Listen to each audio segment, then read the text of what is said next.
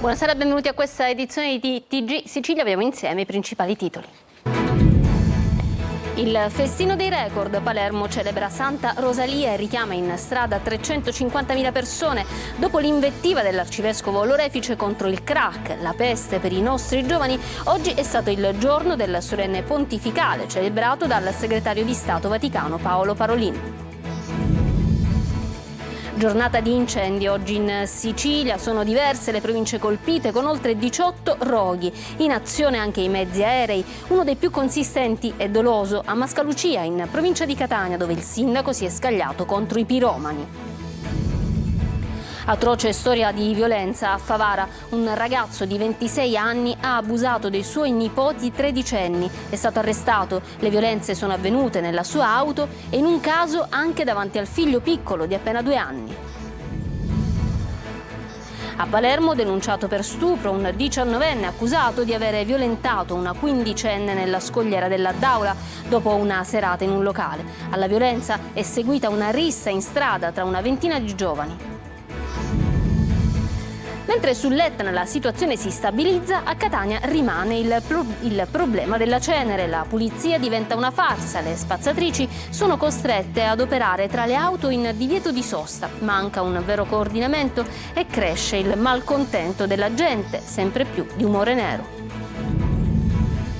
E poi, tra caldo in aumento ed emergenza siccità, sono in arrivo giorni sempre più difficili. Sindaci sul piede di guerra. Il primo cittadino di Messina, Basile, chiede nuove misure contro la crisi idrica. La storia del giudice Terranova, ucciso dalla mafia nel 79, protagonista in anteprima mondiale al Taormina Film Festival. Per il regista Pasquale Scimeca, Terranova è stato di esempio per Falcone e Borsellino. Calcio, sorteggiati i calendari di Serie C, esordio in trasferta per Catania e Trapani rispettivamente contro Sorrento e Foggia. Il Messina incomincia la stagione in casa con il Potenza, si parte il 25 agosto.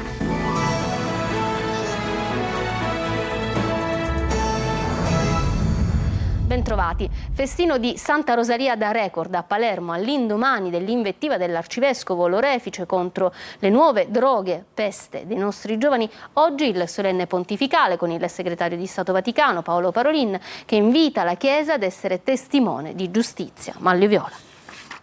Un festino dei record con 350.000 persone scese in piazza per assistere alla grande rappresentazione teatralizzata della storia della Santa. Non il più seguito di sempre, ma sicuramente fra i primi 5 della storia e certamente il più importante degli ultimi 2 decenni. Il giubileo di Santa Rosalia nel 400° anniversario del ritrovamento delle sue spoglie nella grotta di Monte Pellegrino, avvenuto il 15 luglio del 1624, spoglie poi portate in processione per Palermo e che tradizione vuole liberarono la città dalla peste per intercessione divina della Santa, è stato rappresentato in 5 atti da Palazzo dei Normanni fino a Portafelice alla Marina. Una festa di luci, colori e soprattutto di popolo che ha visto rappresentare anche le sante Damigelle, Cristina, Oliva, Lucia e Agata, unendo la Sicilia in un grande abbraccio.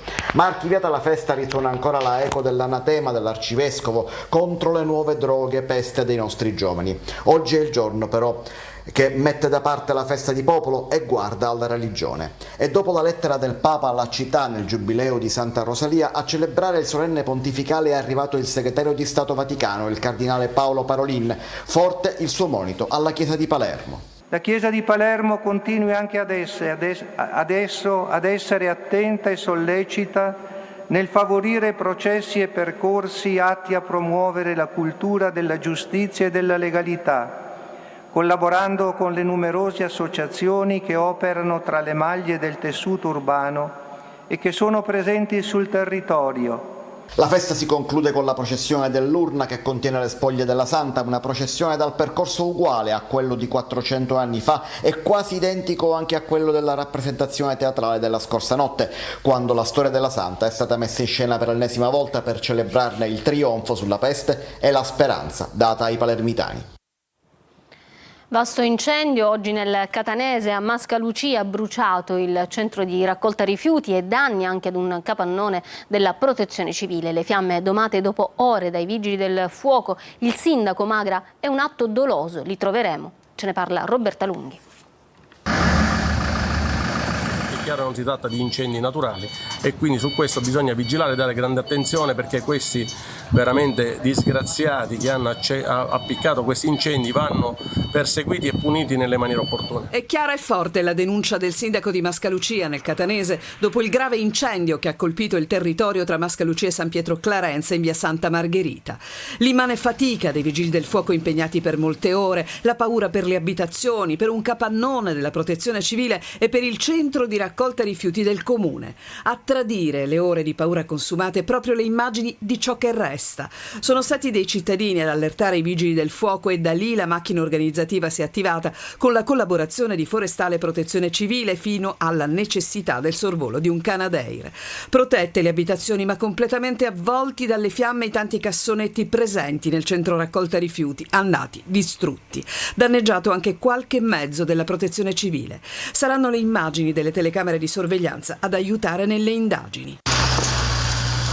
Da una parte la convinzione dell'incendio doloso, ma dall'altra anche l'amarezza per ordinanze non rispettate. Insieme all'ingegnere Cocina abbiamo intenzione veramente di denunciare tutti coloro che non hanno provveduto a mettere in sicurezza quello che sono appunto questi territori a volte abbandonati, di cui ogni anno noi ci interessiamo perché far creare quantomeno le barriere antincendio. In una Sicilia sferzata dal caldo africano gli incendi si susseguono, sempre nel Catanese, fiamme anche sullo svincolo autostradale all'altezza di Gelso Bianco, sui bordi stradali ricoperti da vegetazione. La Commissione nazionale per la prevenzione dei grandi rischi ha confermato il mantenimento del livello di allerta rossa per lo Stromboli, dove non si ferma l'attività di controllo e monitoraggio sia da remoto attraverso le apparecchiature installate sul campo, sia appunto sul campo. Dalle rilevazioni è stato rilevato che la morfologia dei crateri è variata. La terrazza craterica del vulcano, che era parzialmente crollata dopo l'esplosione parossistica, non esiste praticamente più. Orrore a Favara, i carabinieri hanno arrestato un ragazzo di 26 anni accusato di aver abusato sessualmente di 2 nipoti minorenni. E al peggio non c'è mai fine, perché durante una delle violenze consumate in auto c'era anche il figlio dell'indagato di appena 2 anni. Ce ne parla Davide Sarto. Avrebbe abusato sessualmente di 2 nipoti minorenni, 2 ragazzini, entrambi di 13 anni. La vicenda è venuta fuori per caso. L'uomo era sotto indagini per altre ragioni e i carabinieri del reparto operativo di Agrigento avevano nascosto una cimice della sua automobile. Così quelle intercettazioni hanno rivelato con una drammatica chiarezza una turpe storia di abusi tra lo zio Orco, un uomo di 26 anni di Favara, e i nipoti minorenni. 2 gli episodi contestati avvenuti la prima volta il 25 giugno scorso e poi qualche giorno dopo, il 1 luglio. Una delle 2 violenze sarebbe stata consumata proprio all'interno dell'auto. Ad accrescere l'orrore la circostanza che a bordo ci fosse anche il figlioletto dell'uomo, un bimbo di appena 2 anni, costretto ad assistere agli abusi. In tempi record è stata chiesta e ottenuta l'ordinanza di custodia cautelare. L'uomo è già in cella nel carcere Pasquale di Lorenzo. Ancora una violenza a Palermo, una ragazzina di 15 anni è stata stuprata da un giovane di 19 anni negli scogli della Daura. Dopo una lunga giornata di indagini e di interrogatori, il presunto violentatore è indagato a piede libero. Marco Gullà. È stato denunciato per violenza sessuale il giovane di 19 anni che avrebbe abusato di una ragazza di 15 anni in una scogliera della Daura a Palermo. Dopo una lunga giornata di indagini e di interrogatori, il presunto violentatore è indagato a piede libero. Tutto avviene nella notte tra sabato e domenica. I 2 stanno trascorrendo una serata con amici in un locale alla Daura di Palermo, poi si appartano su una scogliera poco illuminata ed è lì che, secondo il racconto della ragazzina, avviene la violenza. Chiede aiuto ad un buttafuori del locale e viene accompagnata a casa. I carabinieri stanno indagando per cercare di ricostruire quanto successo. La vicenda è iniziata con una rissa in questo McDonald's in via Rosario Nicoletti. Si sono affrontati 2 gruppi di giovani, ma quando sono arrivati i militari lo scontro era terminato. A poco è emerso che quelle presenti al fast food erano 2 fazioni: da una parte gli amici della vittima, dall'altra quelli del presunto aggressore. Nel frattempo la giovane di 15 anni, accompagnata a casa da un vigilante, paziente era stata portata dai genitori all'ospedale policlinico dove si trova il reparto che gestisce i casi di violenza sessuale. I medici hanno avvertito i carabinieri che hanno iniziato le indagini e sono risaliti al giovane che era stato incontrato quella sera nel locale e con il quale la vittima si sarebbe appartata. Indaga sia la procura ordinaria che quella per i minorenni. La Procura di Enna ha iscritto nel registro degli indagati l'equipe di chirurgia dell'ospedale Basilotta di Nicosia, in provincia di Enna, che il 6 giugno scorso ha operato all'addome un ottantenne morto 3 settimane dopo nello stesso ospedale. L'inchiesta è scattata dalla denuncia dei familiari. Cambia ancora la morfologia del vulcano dell'Etna sull'area sommitale modificata dagli ultimi parossismi. Ieri c'è stata una doppia attività dal cratere Voragine e dal nord-est. Molti turisti e curiosi salgono in quota, ma è importante seguire alcune regole. Sentiamo Manuela Corsi. Situazione stabile sull'Etna dopo la domenica esplosiva per gli abitanti alle pendici del vulcano che hanno sentito la doppia voce del cratere Voragine e del redivivo cratere di nord-est. Dalle immagini della telecamera termica collocata sul versante nord-occidentale, questa è l'attività di ieri, con a sinistra il cratere di nord-est che ha prodotto l'emissione più corposa e a destra la Voragine con piccola attività stromboliana. Il tutto, ha rilevato l'Istituto Nazionale di Geofisica e Vulcanologia, ha generato un'evidente traccia sismica e boati uditi da vari paesi alle pendici del vulcano, mentre una piccola nube di cenere si è dispersa nella parte sommitale. Il cratere di nord-est, a quota 2800 metri, si è riattivato ieri dopo più di 3 anni di silenzio. Sul sito dell'INGV vengono mostrate le immagini delle variazioni morfologiche dell'area craterica. Queste foto, catturate con i droni, mostrano i cambiamenti dei 4 crateri sommitali, nord-est, Voragine, Boccanuova e sud-est, dal 2017 ad oggi. In particolare si può vedere come la morfologia del piccolo cono piroclastico cresciuto all'interno della Voragine a causa dell'attività stromboliana iniziata il 14 giugno sia stata profondamente modificata dal parossismo del 4 luglio, che per intenderci ha causato la copiosa caduta di cenere su Catania. Intanto i recenti parossismi hanno richiamato molti turisti e curiosi che spesso però si improvvisano escursionisti fai da te, con un abbigliamento da spiaggia e senza adottare precauzioni, mettendo a repentaglio la propria vita. Il consiglio degli esperti è di non avventurarsi mai da soli, soprattutto su percorsi isolati. Anche in estate poi bisogna indossare scarpe da trekking, pantaloni leggeri, una magliettina a maniche corte e una felpa da mettere nello zaino. Affidarsi ad una guida certificata in ogni caso è sempre la soluzione più sicura. Lo abbiamo sentito, cenere su altra cenere. La pulizia nel centro di Catania diventa una farsa. Le spazzatrici sono costrette infatti ad operare tra le auto in divieto di sosta. Manca un vero coordinamento e cresce il malcontento della gente, sempre più di umore nero. Tonino De Mana. Si mette la polvere o la cenere sotto il tappeto. A distanza di 11 giorni dall'eruzione dell'Etna che ha ricoperto Catania di sabbia vulcanica, l'emergenza non sembra rientrare. Strade, marciapiedi e piste ciclabili sono ancora anneriti ed il servizio di spazzamento, specie nell'800 gestito da Gema, continua a riscontrare gravi criticità. Criticità che derivano dalla mancanza di un vero coordinamento tra enti coinvolti. Più che cenere su cenere, farsa su farsa, perché ormai è diventata una barzelletta. Abbiamo chiesto in aula di comprendere se c'è un tavolo in prefettura, se c'è il coinvolgimento della protezione civile, ma mi pare di capire che non c'è nulla di tutto ciò, quindi stiamo ancora attendendo che in alcune zone della città di Catania, soprattutto l'800, qualcuno intervenga concretamente. Nonostante i divieti di sosta, per esempio, qui siamo in via Umberto, le auto restano parcheggiate non consentendo alle spazzatrici di operare sul ciglio della strada. Di fatto il mezzo meccanico si limita a pulire il centro della strada che tra l'altro con il continuo passaggio delle auto è già libero dalla sabbia. E lo farà anche domani dalle 4 alle 10 e comunque fino al 18 luglio come indica il cartello. Ma le domande sono: per quale motivo per 6 giorni la spazzatrice passerà per pulire il centro della strada? E i vigili urbani? Qualcuno ha verbalizzato i mezzi in divieto di sosta o in alternativa ha sollecitato l'intervento del carro attrezzi di AMTS? Non va meglio nella decente piazza Iolanda, nera come l'umore di passanti e residenti. Questa cenere quando va in circolo colpisce i polmoni. Quindi diventa un problema sanitario serio. Io ho caduto 2 volte che sono una persona di 84 anni. Non so di chi è la colpa, non voglio dare la colpa, ma sono molto delusa. Pulizia che va avanti a macchia di leopardo, qui siamo in Piazza dei Martiri. Tutto fermo invece a Picanello, dove mercoledì è in programma il mercato rionale, che già la settimana scorsa si è tenuto tra rifiuti e cenere lavica. Non certo il massimo dal punto di vista igienico-sanitario. Tra caldo in aumento ed emergenza siccità, in arrivo giorni sempre più difficili. Sindaci sul piede di guerra. Il primo cittadino di Messina, Basile, chiede nuove misure contro la crisi idrica. Sentiamo Francesco Triolo.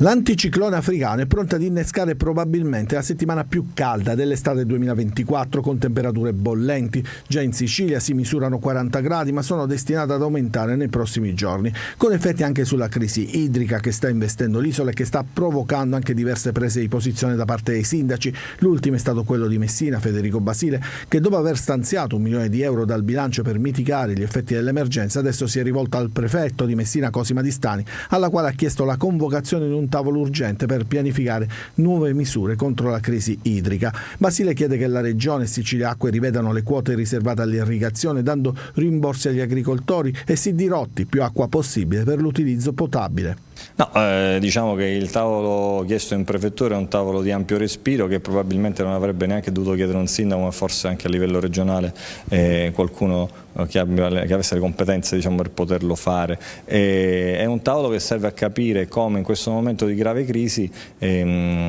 l'utilizzo dell'acqua per uso irriguo e idropotabile possa essere calmierato affinché le esigenze di tutta la popolazione trovi ristoro. Quindi il tema è questo, non è un attacco di nessuna natura, è la consapevolezza che la risorsa idrica, anche se diminuita, c'è, è un'equa distribuzione delle risorse tra idropotabile e irriguo serve alla nostra città come a tutta la regione. A Messina non c'è una crisi come in altre province, ma già si avverte il sentore. È aumentata infatti la richiesta di autobotti in città, 338 negli ultimi 7 giorni, rifornimenti che servono a coprire soprattutto le aree dove l'erogazione dell'acqua avviene ormai per poche ore al giorno.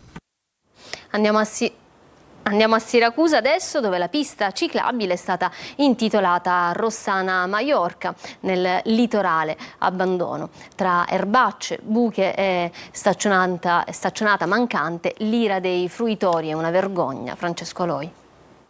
La pista ciclabile è un degrado assoluto, tutta per intera. Una pista ciclabile che cade a pezzi, più di 6 chilometri dai Cappuccini alla Targia, intitolati a Rossana, figlia del grande Enzo Maiorca, che sono nel totale abbandono. Percorrendoli notiamo che anche il manto è dissestato e così molti decidono di non venire più qui. La manutenzione è la grande assente. Manutenzione non ce n'è mai stata in questa pista. Soltanto 3 anni fa che hanno cambiato alcune legne. Alcuni, mi schifo, anche di essere siracusano.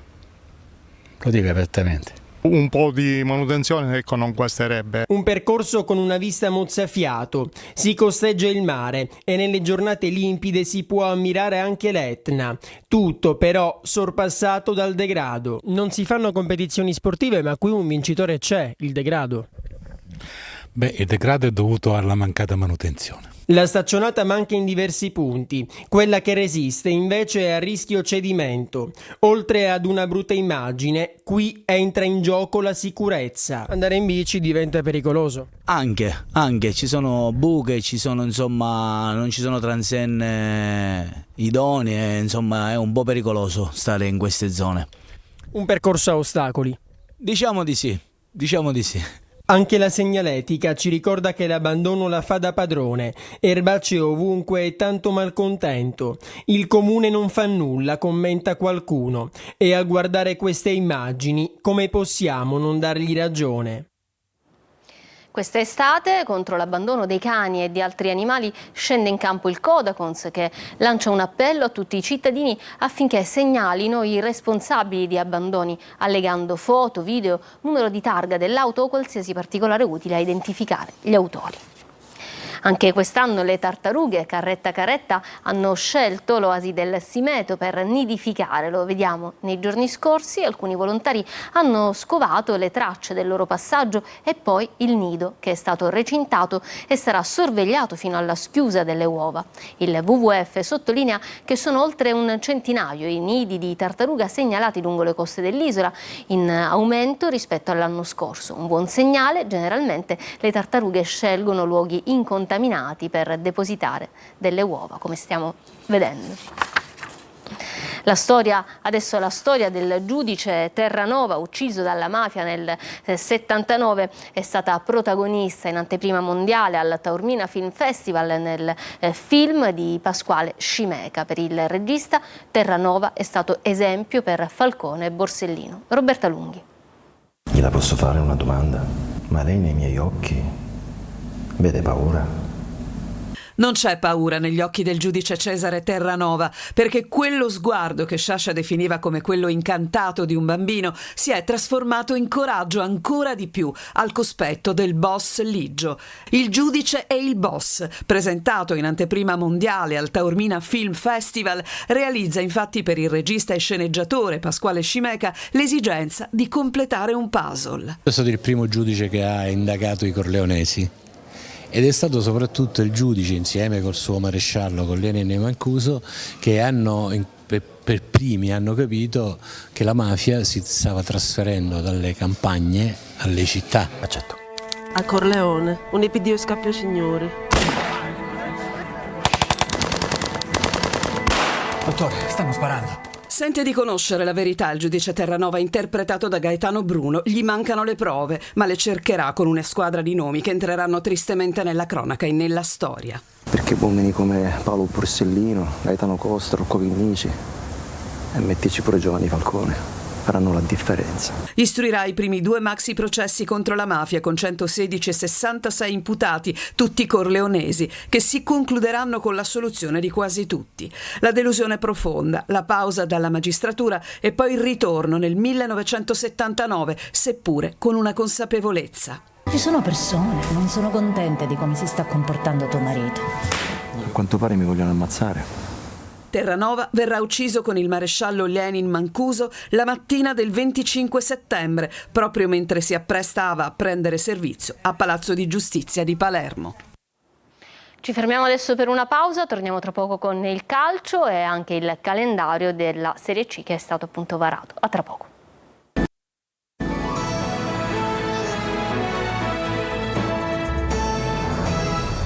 Ritorniamo in studio con lo sport, il calcio varato, il calendario di Serie C, esordio in trasferta per il Catania che affronterà il Sorrento e per il Trapani di scena a Foggia, mentre il Messina apre la stagione in casa contro il Potenza.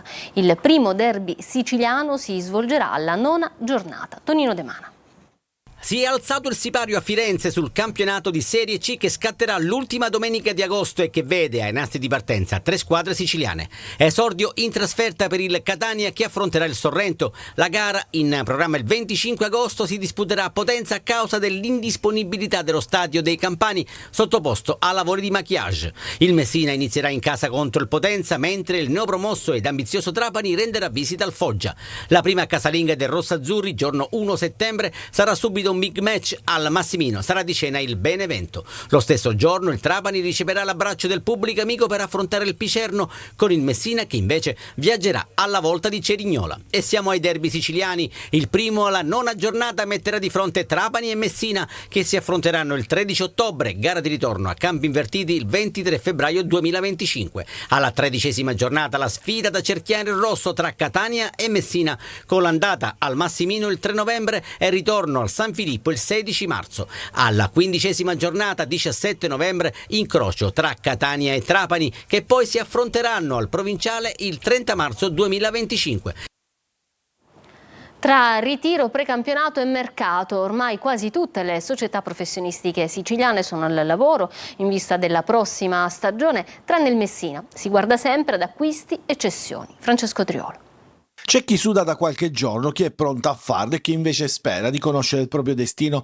Palermo, Catania e Trapani, Messina cercano di dare avvio alla propria stagione in pieno calciomercato. Dopo l'ufficializzazione di Nicolau, il Palermo non si ferma. Dionisi, dal ritiro di Livigno, ha detto chiaramente che si aspetta ulteriori rinforzi, un terzino sinistro, un centrale di difesa, un regista, una punta che sostituisca Mancuso. La prossima settimana potrebbe essere il turno di Pierozzi e Ceccherini. I 2 calciatori sono ormai in una fase molto avanzata della trattativa e mancherebbe davvero pochissimo. Il terzino destro della Fiorentina si allena a parte proprio in virtù dell'accordo con i rosanero. Ceccherini invece è escluso dal progetto Verona e si valuta la formula per portarla a Palermo. per il ruolo di terzino sinistro che necessita di un rinforzo. Si pensa sempre a Carissoni del Cittadella. In ritiro anche Catania e Trapani. Nella lista dei convocati rossazzurri c'è anche Filippo D'Andrea, l'attaccante ex Cerignola già arrivato ad Assisi. È il primo tassello di una rivoluzione che il direttore sportivo Daniele Faggiano sta portando avanti nel reparto d'attacco. Si lavora infatti anche per Facundo Lescano, sul quale il Catania è in vantaggio rispetto alla concorrenza. Faggiano conta di chiudere a breve anche per il difensore Ierardi e il centrocampista De Rose, un fedelissimo di Mimmo Toscano. In Umbria accascia anche il Trapani, che ha annunciato tramite il presidente Valerio Antonini gli arrivi di Celiento, Benassai e Caiazzo e le conferme di Gelli, Crimi e Guerriero. Tutto fermo, o quasi, al Messina. Si attende la risposta del gruppo straniero con cui è stata sottoscritta l'intesa per la cessione del pacchetto societario lo scorso 23 giugno. Intanto il club ha annunciato che il ritiro partirà il 22 luglio, dove non si sa con quali giocatori nemmeno, visto che al momento sono solo 5 tesserati per la società giallorossa.